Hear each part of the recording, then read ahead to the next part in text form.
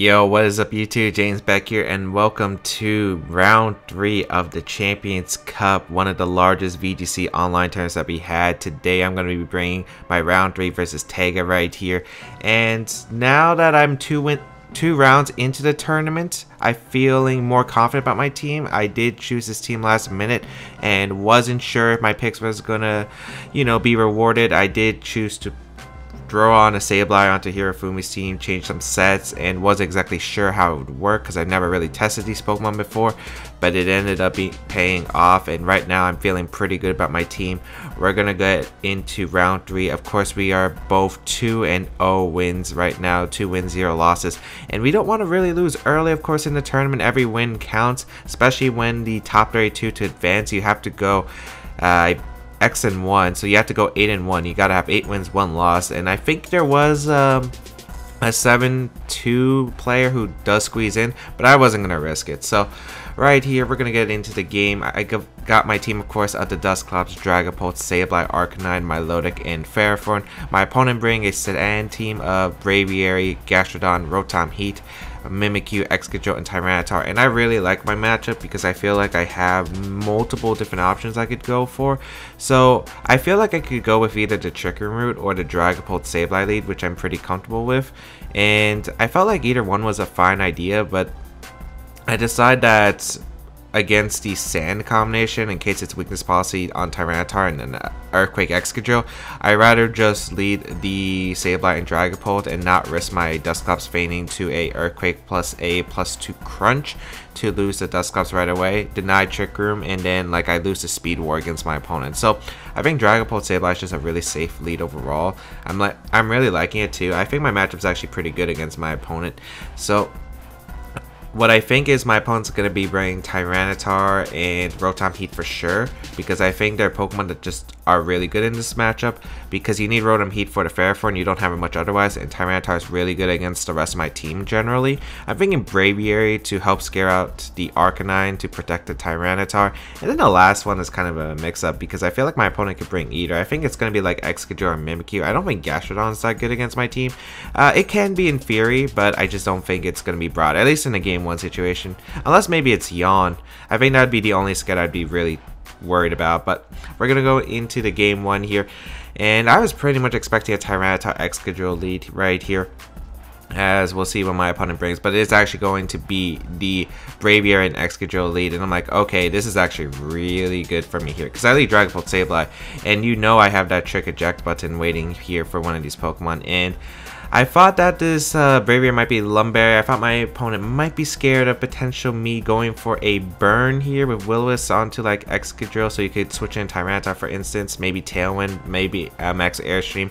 But I thought there was no drawback to just going for Trick into Braviary and Steel Spike, because this covers either the Braviary staying in, going for the Tailwind, or this covers Dynamax, which I thought Braviary could go for, especially if it's that Lumberry set, because he could just fire off a Max Airstream right away and speed it with these Pokemon. My opponent doesn't switch here, as I am going to go to the Dragapult. I actually didn't notice it was Mold Breaker Excadrill in the beginning of the game. I missed the text again, so it ends up being Mold Breaker Excadrill, which makes it good for me because nothing on my team really is affected by Mold Breaker Excadrill at all, so that's actually pretty nice. As we do see the Dynamax come out from my opponent, it's like, is it the Braviary or is it the Excadrill? And it does turn out to be the Braviary, so you already know what happens to Dynamax Pokemon when they decide to Dynamax in front of a Sableye. With this eject button, it's gonna get its item taken, so I get to figure out the item on Braviary too.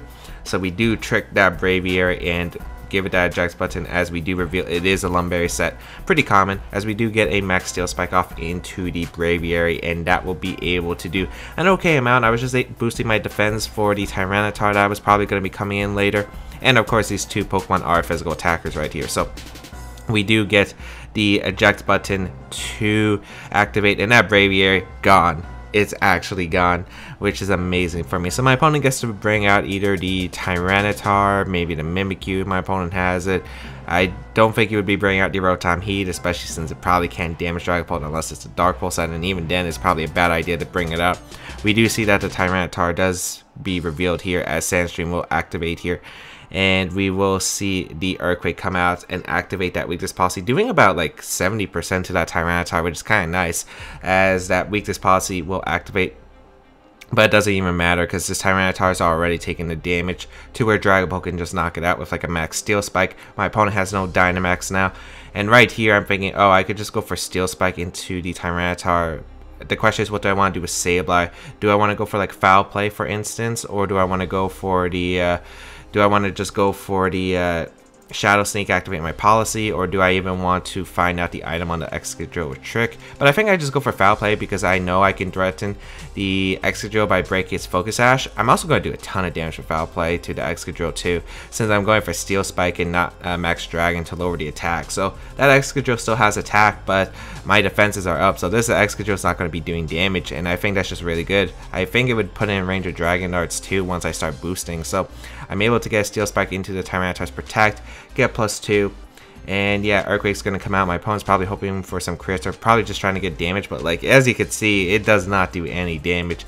Foul Play will come out into the Excadrill and does a bit more than I expected actually. I thought it was doing 50, but that actually did a ton of damage.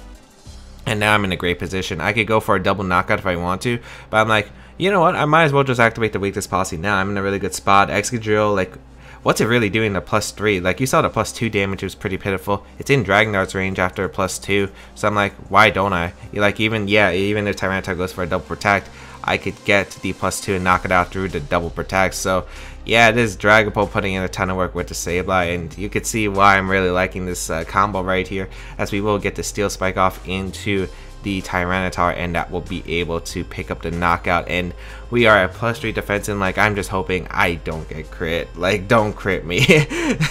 A critical hit would be one of the worst things to happen right here. I think Dragapult would probably survive the Earthquake anyway, but it'd still be really annoying because, you know, Dragapult was in such a dominant spot. Like, Dragapult can just win this game straight up. So yep, Sand is gonna chip away my Pokemon. It's the last turn of my Dynamax, but I mean, we're in a pretty dominant spot. We got rid of the Tyranitar, which is pretty nice. Excadrill is basically going down to a single attack. The Braviary comes out. I don't think it's in Dragon Dart's range, because I'm pretty sure Dragon Dart's one hit will only do about like 50%. So right here, I'm just gonna go for Dragon Darts here. It is the best play. And yeah, we saw that the Excadrill was Mold Breaker. I thought it was potentially like Sandrush. I mean, not Sandrush, Sandforce. But because, like, you know, it wasn't Sandrush, but I missed a Mold Breaker text, which explains it. I just thought I did because the damage it was doing, it was like pretty pitiful for Sandforce. So yeah, I do go for the Taunt into the Braviary here. This is because it's in case the Braviary lives to Dragon Darts, which it pretty much should, I get to taunt and prevent a Tailwind up, and I'm at +3 defense, so it's not KOing my Dragapult with Brave Bird unless you crit it right here. So does go for that Tailwind attempt, and this is pretty much a wrap because Dragapult just gets to click Dragon Darts over and over again. And yeah, there really isn't much for my opponent can do. There's really no resist in my opponent's back pocket as well. And we do reveal that it is going to be that Rotom Heat, as I mentioned before. I was pretty certain because you need an answer for Ferrothorn. And I can just click Dragon Darts right here. And I'm actually going to go for the Trick onto Rotom Heat to find out an item. Also, this prevents like a Choice Scarf Rotom Heat from going for Dark Pulse. So yeah, the match is going to be forfeited. Good forfeit for my opponent because you get to conserve information with your Rotom Heat if you are a Choice variant. Or you just get to preserve the set. So I had to keep guessing on what the Rotom Heat set is unless I bring Dusclops in. But yeah, pretty good game one. I felt like I was pretty dominant. I know he's probably not going to let me do it again. I'm expecting Tyranitar to Dynamax this next game because it is immune to Trick because of the fact that it is a Dark type, so Prankster moves do not work on Tyranitar. So yeah, I pretty much know that the Tyranitar is probably going to Dynamax, and I'm pretty okay with Tyranitar Dynamaxing because as long as I set up either Steel Spike or lower its attack with Max Dragon plus Intimidate, like that Tyranitar is still not going to be doing too much damage. And once Tyranitar's Dynamax goes down, I could pretty much beat it with just my Arcanine. Potentially my Milotic under certain situations, but I'm not going to rely on it. I feel like I just bring the same four. I was thinking of bringing Ferrothorn, debating about it because I think it's actually pretty decent against my opponent. Again, if I ignore the Rotom Heat, but you have to bring Rotom Heat in this matchup.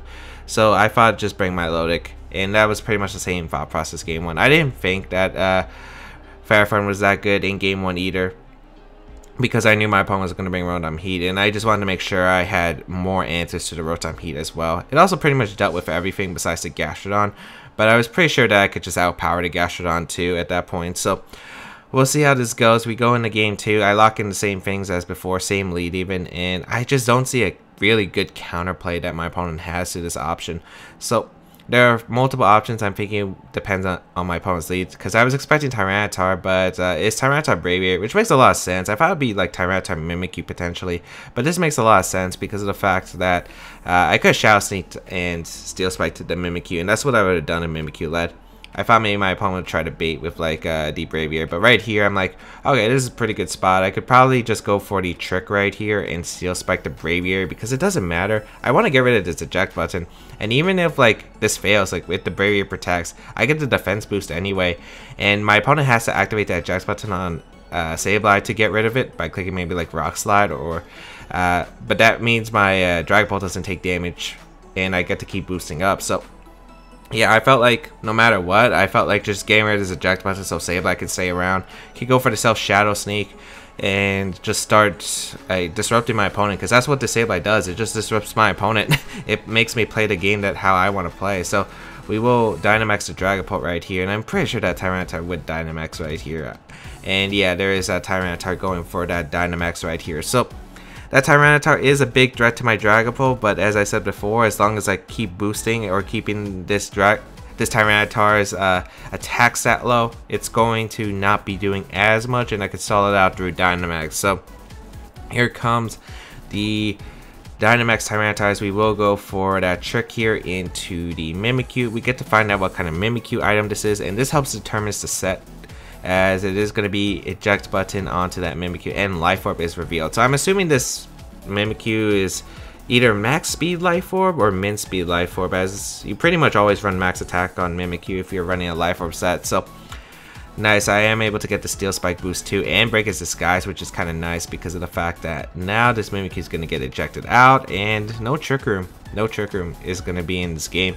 So Mimikyu gonna get ejected out, and we get to see who my opponent brings out. I'm pretty much assuming it's gonna be that Braviary coming back in. I am pretty sure my opponent still has to bring the Rotom Heat, because I didn't even confirm if I had Ferrothorn in the last game, because my opponent, you know, I 2-0'd my opponent with my lead, so or 4-0'd my opponent with my lead. So Max Darkness comes out into the Dragapult, doing about half after the boost, and activates my weakness policy, and I'm in a pretty good spot after that, because the Braviary takes a bit of Sandstorm chip to where Max Dragon will guarantee KO it, because we saw how much the Dragon Darts damaged it earlier. So I'm pretty much free to go for Max Dragon there, and I don't think Mimikyu comes out there, because you know, you saw that the Mimikyu, like I went for Steel Spike, so I didn't think my opponent would go for it. So right here, I know I could go for Taunt here, but like I'm pretty sure to try to deny Tailwind in case it survived randomly, but then I was like, I'm pretty sure I guarantee KO this. So I just think Arcanine and going for a Max Dragon is better into the Braviary. I was really hesitant on in case Mimikyu switched in again, but I just really don't think Mimikyu switches in here. I'm pretty sure it's a Protect coming out here, so I just go Arcanine and go for Max Dragon, because I think it is the safest play. I think you just don't bring out Mimikyu here, because it makes no sense. If I Steel Spike up again, there's not really much of a change, and Arcanine's just a safe play, because as long as I don't get crit, I should live the attacks right here. So we will get it, and I don't want to Steel Spike because I don't think it KOs Braviary at this range, at least not yet. So we will see that the Braviary does go for Protect, and this is amazing for me because yeah, I'm giving it a Defiant boost, but like it's still going down the following turn, as we do go for the Max Dragon into the Braviary slot, and that does a pretty good amount. It does like 40% to the Braviary, which is actually pretty nice.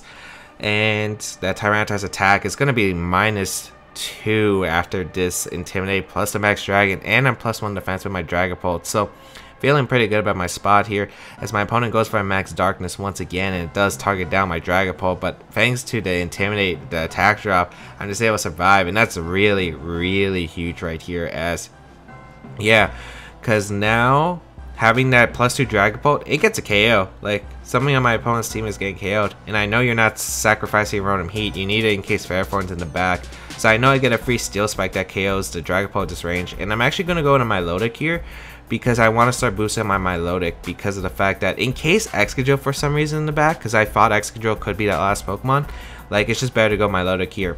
Also, like if my opponent goes for like Max Darkness into the Dragapult slot, like I'm able to get a +2 Milotic boosted, which is pretty nice at +1 defense, while this Tyranitar has a -2 attack, so it's not really doing any damage. Like I'm just trying to set up right here, and I might as well just keep Arcanine around because the Intimidate is actually super useful, and I need that Arcanine to deal with the Tyranitar with close combat since yeah, it's pretty much my best answer, so I don't activate like a weakness policy and avoid situations. So here comes a max steel spec into the Braviary. It will pick up the knockout at that range, able to get the +1 defense, set up my Milotic, and we'll see what the Tyranitar does. I think it went for Rockfall though into the Milotic because I think my opponent had Mimikyu in the back with Shadow Sneak.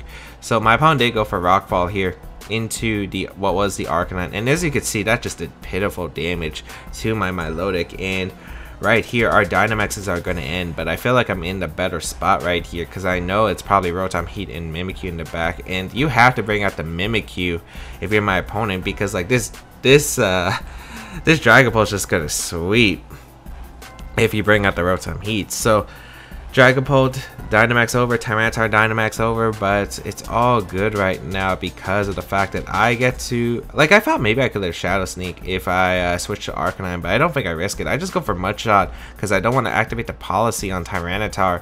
So I'm going to go for the Mudshot into the Mimikyu slot and just go for the Phantom Force in the Mimikyu. Because if my opponent doesn't go for Shadow Sneak, like goes for Trick Room, I KO the Mimikyu guaranteed with Phantom Force or whatever could switch in. Because Braviary and Tyranitar are the only Pokemon that could switch into Phantom Force.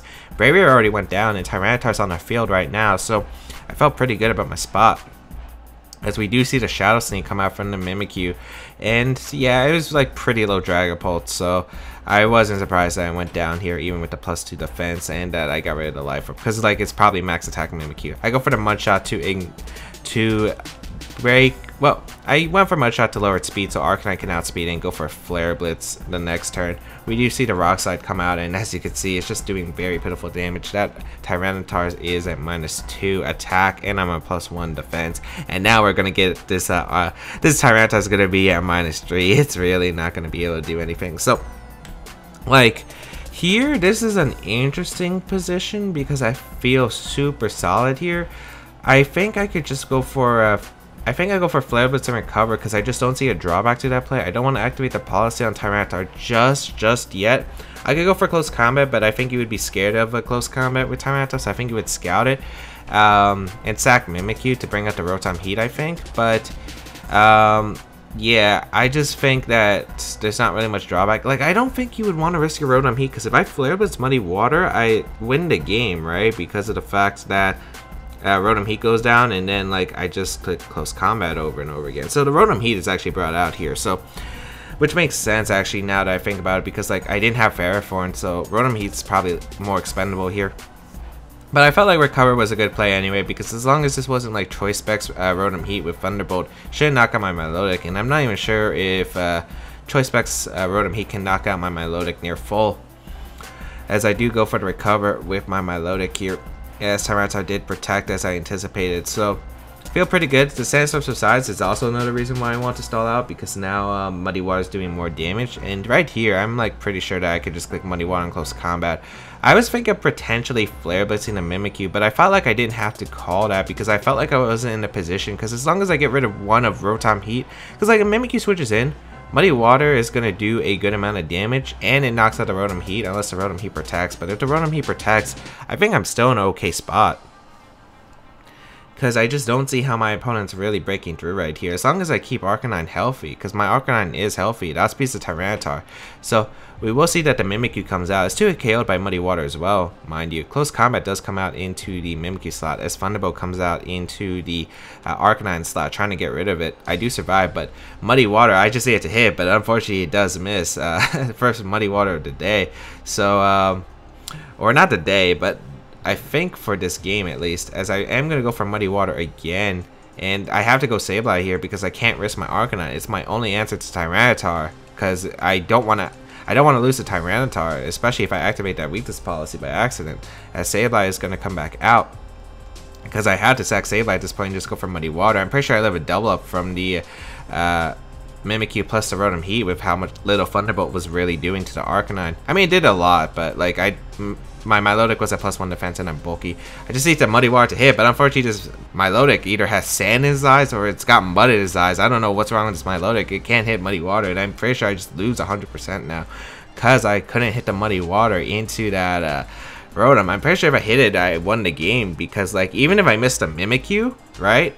Like as long as I hit one Muddy Water into the Mimikyu and one into the Rotom, the Mimikyu was in range of Life Orb Shadow Sneak from my Sableye because I tricked the Life Orb from the Mimikyu, so I had it on the Sableye, so I just clicked Shadow Sneak into that Mon, and then Muddy Water, you know, knocks out the Rotom because I'm Expert Belt on this Milotic, but unfortunately that doesn't happen, and I know I 100% lose unless I get like, unless I somehow magically KO the Rotom Heat with Shadow Sneak, or it's a 2-hit KO and like Sableye lives a turn. Like that's the only way, as yeah, unfortunately the Shadow Sneak does very pitiful damage right here, as Thunderbolt going to come out on my Milotic, pick up the knockout, and my opponent's free to go for Rock Slide or Crunch to knock out the Sableye, and yeah, unfortunately that is the entire game, as Crunch will come out into the Sableye, and you know, it does survive, but like Sand is going to KO it, so Sableye is going to go down, and unfortunately that is going to be it, because my opponent can now just click Crunch and Thunderbolt to win the game. So unfortunately my Milotic letting me down right here,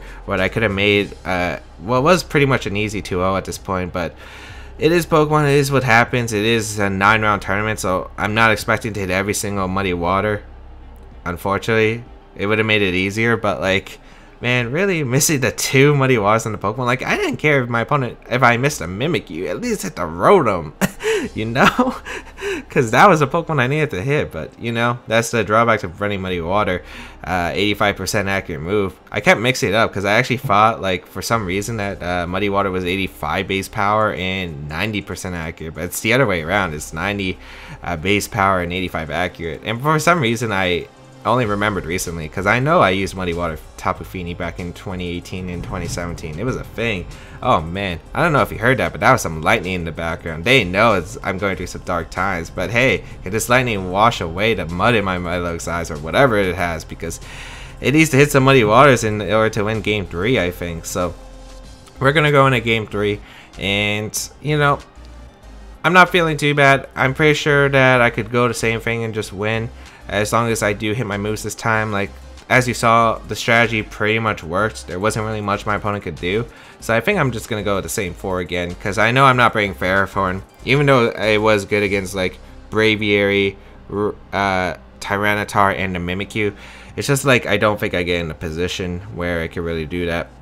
So I just go with the same 4 again, because, like, I know as long as Milotic hits 1 Muddy Water into the Rotom Heat, I'm good. I should be able to win the game, and I think that's the only inaccurate move that I'm bringing, unless you count Steel Wing. But I don't think I've ever clicked a Steel Wing. I clicky back Steel Spike, but not Steel Wing itself. So all I have to do, hit a Muddy Water, maybe 1 out of 2 once again. But I feel like overall, I don't think I had a bad game plan. So just gonna go with the same 2 lead, as my opponent actually switches up and leads Rotom Heat this time. And I'm actually really curious on why my opponent led Rotom Heat, because I don't think you risk a Rotom Heat. I'm like, is this Will-O-Wisp? Because we didn't get to reveal what the Rotom Heat set was, and I don't know if my opponent's trying to bait me to go in a Mimikyu or anything. So like, this is kind of a tough turn, because like, if I call this wrong, if the Rotom goes for like a switch in these, if my opponent goes for the switch, it's kind of bad. But right here, like, since I kept going for Steel Spike, I just don't think my opponent risks the Mimikyu turn 1. But what I think I do is, I think I go for... What did I go for? I think I switched to Arcanine, because I think this was the same mid-ground play, because I know I live -1 max darkness for sure. So I want to make sure I get this Tyranitar's attack lowered, guaranteed, so I live to hit. And I think I go for a max... I think I go for max Dragon into the Rotom, because I'm like pretty confident that the Mimikyu doesn't switch in this turn. Oh, I max Dragon the Tyranitar, yeah. Like, even though I could have got the chip into the Rotom Heat, I knew that Tyranitar would stay in regardless. So I knew that no matter what my opponent did, as long as it wasn't like Will-O-Wisp into my Dragapult, I felt like I was pretty solid here. So, like, I just wanted to make sure that the Tyranitar's attack was lowered. Because of the fact that if I lowered the Tyranitar's attack by 2 stages, like, I'm taking attacks, my opponent activates Weakness Policy potentially, and I'll be in a good spot. Also, my opponent knows I could go for the Trick Play into the Rotom again and go for Max Steel Spike. So, I feel like Protect is coming out from Rotom right here if my opponent has it. So, yeah, I think that just tried to cover all my bases right there, as I just wanted to make sure that the Tyranitar was like at -2 stages of attack, so I lived the Max Darkness pretty comfortably, and it covered like the Rotom going for Protect or anything like that. So we do see that the Tyranitar does go for the Dynamax again. We're both Dynamaxing turn 1, and yeah, my opponent didn't switch out, so I'm like a bit worried about a Will-O-Wisp potentially, but it actually reveals Helping Hand, so I'm really glad I went for the Max Dragon here. And I'm able to chip the Tyranitar too, because I knew that Max Dragon would probably put this Tyranitar in range of Life Orb close combat from my Arcanine too, which is also pretty important. So that means I don't have to play scared of this Tyranitar anymore, potentially. So I do lower that attack right here. We do see the Max Darkness come out, but it actually fires off into the Sableye slot.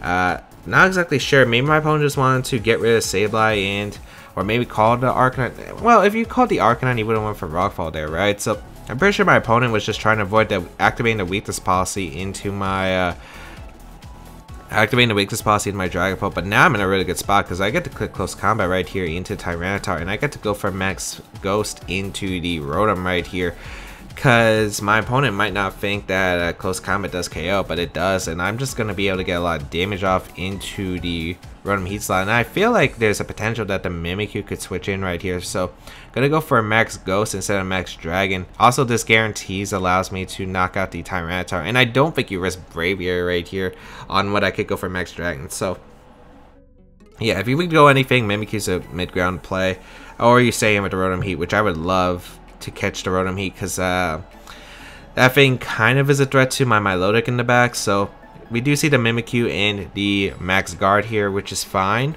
as I do get the Max Ghost off into the Mimikyu, break its disguise, and I'm in an okay spot. The only problem here, I lowered the defense ability of these Pokemon, which is also really good, because Tyranitar was going to guarantee go down to close combat, but the problem is I'm in range of Shadow Sneak with my Arcanine, I'm pretty sure, because it's Life Orb on the Mimikyu. So here I'm like, I need to get rid of that Mimikyu. I'm going to go for Steel Spike, and I feel like my opponent has to Shadow Sneak here. If you don't Shadow Sneak, I guarantee lose right here. So I could either protect Arcanine, but I don't think I want to protect Arcanine. I think I go Milotic here and Steel Spike again, yeah, because I don't want my opponent going for Max Rockfall into that Arcanine, predicting to protect, and then I lose my Arcanine, which would actually be kind of bad in this matchup. So I do go for the Max Steel Spike here, and the problem with my opponent's team right now is my opponent got no damage off into my Dragapult. Like, my Dragapult is still so healthy.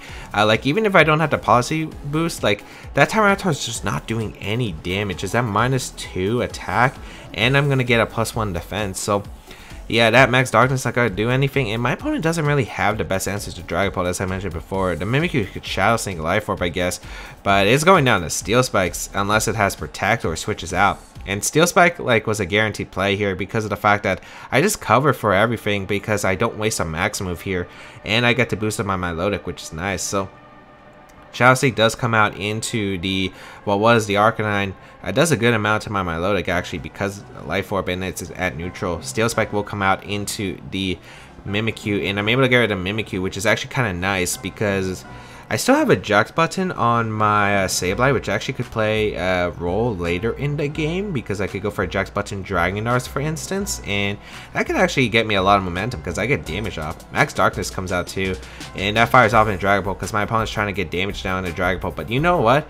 I'll take that because that gives me a +2 Milotic with the competitive boost, and yeah, this Tyranitar's Dynamax is over, and I also get the +2 Dragapult because of my weakness policy. Like, now I'm in a pretty good spot to win this game, I think, because all I have to do is click Dragon Darts, because like, what does my opponent have?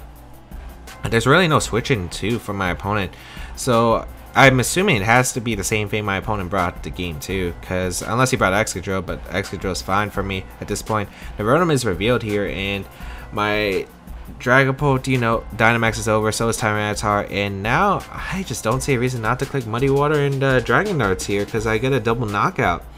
Or I'm pretty sure I lived the crunch anyway, like with all the boosts and the Steel Spike boost plus the -2 attack drop on Tyranitar. So I'm pretty sure I live it. So my opponent, I think, has to double to Dragon Ball to KO it. So my opponent actually makes the double from Rotom. He goes into Gastrodon. I'm like, oh, that's perfectly fine. As long as I hit the Muddy Water here into the Tyranitar, I win the game. So Dragon Darts comes out here into the Pokemon, weakens it quite a bit, and Muddy Water, I'm like, please, Milotic, like, this is a guaranteed win if you hit it.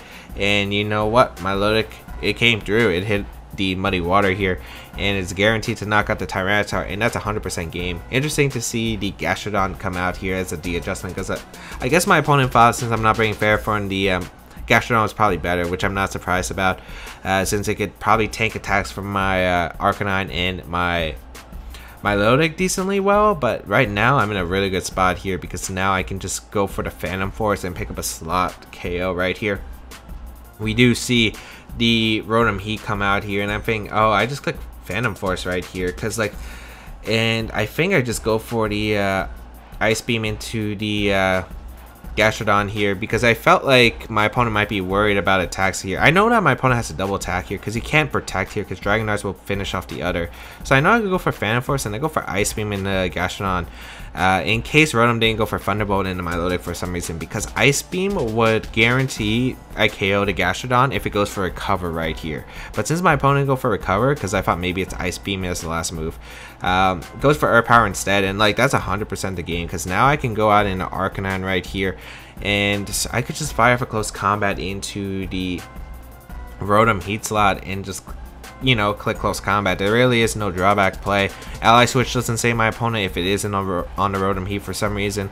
A Phantom Force goes to protect, so if the Gastrodon protects, it just goes down regardless, and I get 2 close combats off into the Rotom Heat, which should pick up the knockout or pretty close to it. So I'm like, I like those odds. So go for the close combat and Phantom Force here, and it's looking pretty much a wrap right here. I just don't see my opponent. Okay, there was like one play, and that was like Discharge a para into full paras with my Dragapult. As Gastrodon goes down, we'll get the close combat off into the Rotom Heat slot, which, you know, comes down pretty close, but Shadow Sneak should put it in range of another close combat without activating a berry. And we do see that the Rotom Heat just goes for a Thunderbolt, so probably doesn't have anything else. Targets my Dragapult. No full para, thankfully, and I'm going to be able to guarantee a win with the Dragon Darts. So, able to pick up the win right here after my Muddy Water Milotic was blind. It finally hit the Muddy Water I needed to though. I think even if it did miss there, it wasn't like it would have actually been an okay spot, because I could just probably click Dragon Darts and Ice Beam into Gastrodon. It actually might have been better to miss there, as long as like the Tyranitar didn't crit there. But since Milotic hit, I didn't give my opponent that crit chance, right? So that's gonna be the set against Taiga. A bit closer than it probably should have been, but you know, it was still a good set regardless. But yeah, able to pull out the win right there. So I hope everyone enjoyed today's video. If you did, please leave a like down below. It shows your support, as well as you could check out the rest of my stuff down below in the description. Be sure to leave a comment down below as well, because the YouTube algorithm is kind of being weird right now. So I would really appreciate any likes and comments, especially if you enjoyed the video and want to share it out to others. That would be very much appreciated. You can check out my main series, VGC 2020 Back-to-Back Battles, and some other stuff. Link in the description down below. You could see me you can catch me on Twitch, where I do live stream as well. Twitch.tv/JamesWBeck, listed in the description down below. And yeah, I think that is going to be pretty much it for the video. I hope you enjoyed. Let me know any thoughts you had about my post commentary down below in the comments section. And yeah, any feedback would be appreciated as well. But yeah, that's going to be it. Thank you all for tuning in. Have a great day, people. Until we battle again, I'll catch y'all later.